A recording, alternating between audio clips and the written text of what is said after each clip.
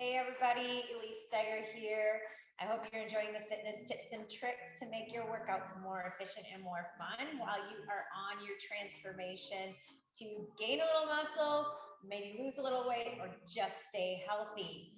So today I figured we would just do body weight stuff. So no equipment really needed, even though I have some to the side. These are just in case. You can do all of these things without any equipment. So to start with, if you're all stretched out and ready and warmed up to go, we're going to start out with just a little bit of cardio. Nothing too crazy, but just a little bit to get you started. So I'm going to start out with just simple knee marches. I'm going to turn to the side a little bit. Now, a lot of times people point their toes when they're doing this. If you have it flexed, it's a little different muscle engagement, and it prepares your foot to land on the ground. So maybe try that if you like. Now, you can also add a little cross body action here, working the obliques. Now be mindful that I'm just showing you little bits and pieces of this workout, but you'll get a little bit of a workout in today, but feel free to do these longer than what I am showing you, of course. All right, squat jumps. Good one to get the heart rate up, but some people don't like the high impact, so I'll show you the low impact version to start with. So we just do a little squat, lift up onto the heels, squat, heels are up, turn to the side. Now, if you want that high impact, high heart rate, you can do this.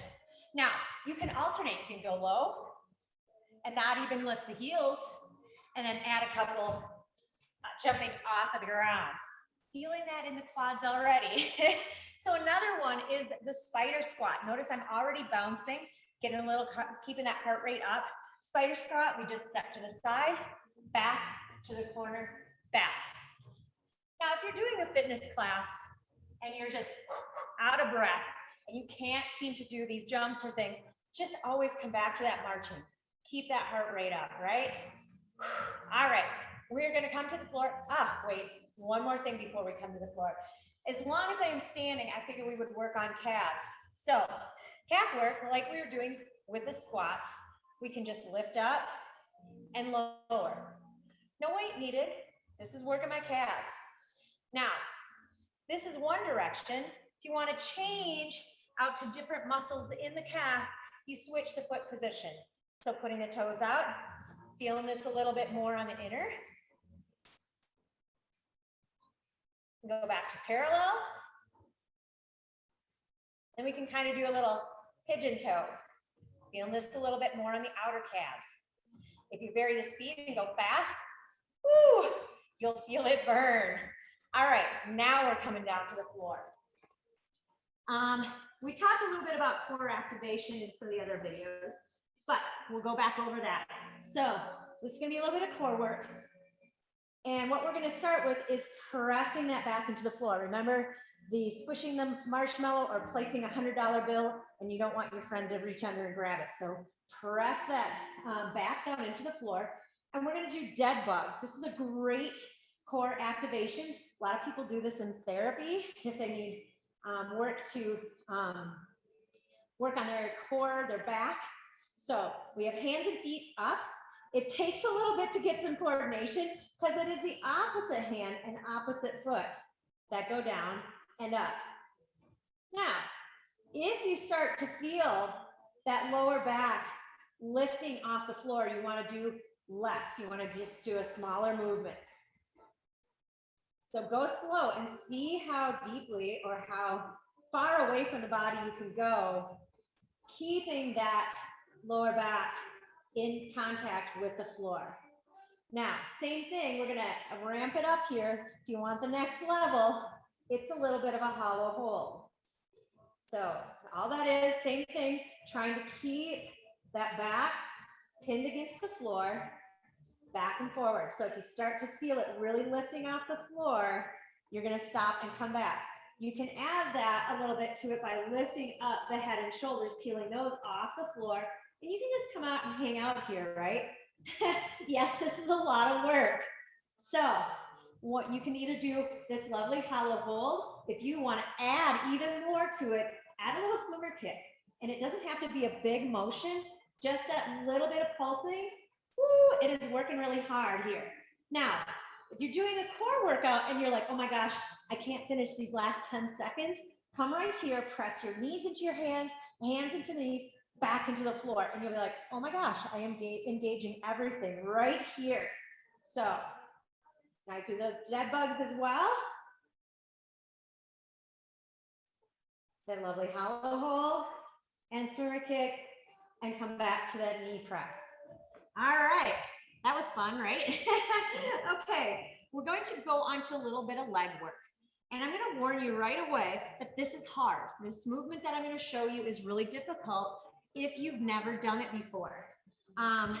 We're just gonna lift our legs up. We're gonna be working our quads a little bit, but our hip flexors as well. These get really weak when we're sitting in chairs and things. So this is a great thing to work on.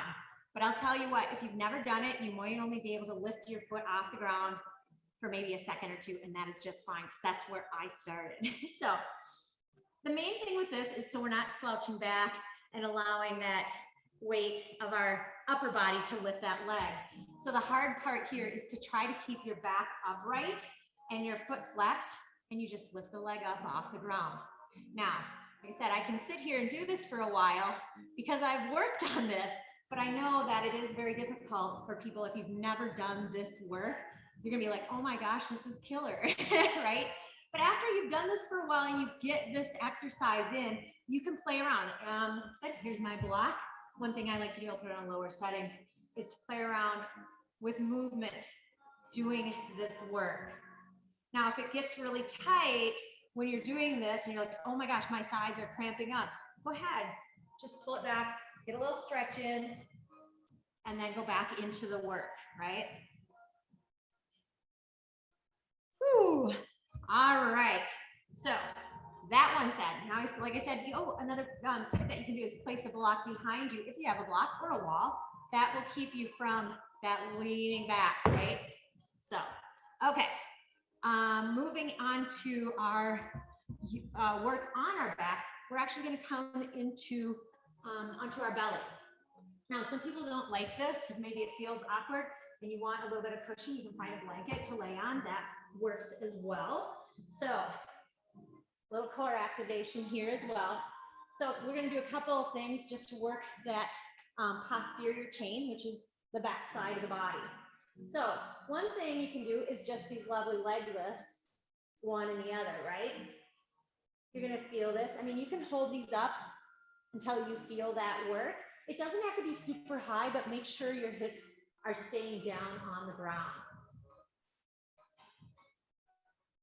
You can change this up a little bit by turning the knee outward. If you notice, I have my knee facing down. I can turn it out a little bit and lift that up, and it'll change where you feel that. Before I was feeling it in the back leg, now I'm feeling it right here in the corner of the glute. So straight up or turning it out. Beautiful. Now, we're gonna also work our back as well. So a lot of times we can just lift up through the head and chest, and you'll feel this through the nice long parts of your back. There's those muscles. Of course, if you're super ambitious, you can add the legs as well. You can also reach out if that feels okay to you. You can always come down, right? One exercise that I like to do is bringing the limbs away and back into the body. So you can lift up head and chest, reaching out like a big X, bring it in. This is more advanced, feeling this in the inner thighs, in the back. It's a kind of a total body posterior chain work here. Beautiful. So release that. You can come up to our tabletop maybe and get a little few cat cows to work out that tension in the back. Now, we're also going to work on shoulders and arms a little bit with push-ups. Now, I know not everybody can do push-ups or like push-ups. So what we're going to show you first is just a plank. Now, you can do this with if you're not working the core. I'll tell you why. If we're not working the core, we just really want to work on shoulders, we can have our knees down. You can have this here or into a high plank. And then we can do shoulder taps. The next step would be to do shoulder taps. Now, The hard part with shoulder taps, or something that you can work on, is less movement. So if we're doing shoulder taps like this, we're doing a fitness class and it gets exciting, we tend to rock side to side. Really all you're doing is pushing the pressure from one side to the other. If you try to really stay still, you can even press your feet further out. It will be easier. If you stay still and press those shoulders, you will really start to notice that through the core. All right, push-ups. Like we said, if you're just working the arms, same thing. We can have our knees down. But if you're really engaging the core, you will want to be in a high plank position.